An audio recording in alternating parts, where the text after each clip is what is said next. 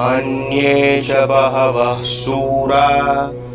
मदर्थे त्यक्तजीविताः नानाशस्त्रप्रहरणा सर्वे युद्धविशारदाः अपर्याप्तं तदस्माकं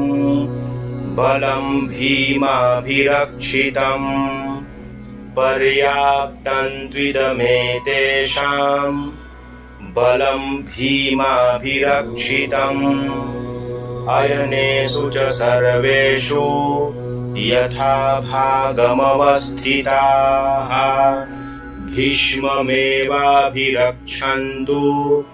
भवन्तः सर्व एव हि तस्य सञ्जनयन् हर्षं कुरु वृद्धपितामह सिंहनादं विनद्योच्चैः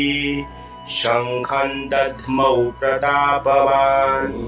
ततः शङ्खाश्च भैर्यश्च पणवानकगोमुखाः सहसैवाभ्यहन्यन्त सशब्दस्तु मूलोऽभवत् ततः श्वेतैर्हयैर्युक्ते महति सन्दने स्थितौ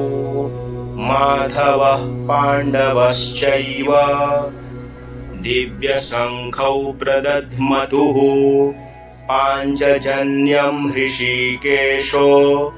देवदत्तं धनञ्जयः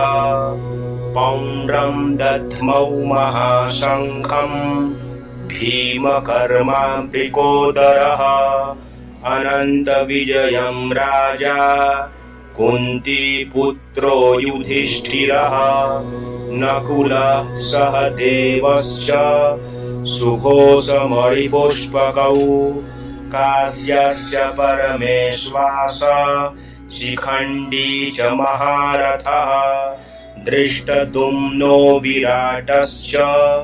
सात्यकिश्चापराजितः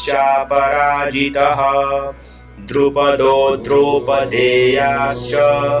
सर्वशः पृथिवीपते सौभद्रश्च महाबाहु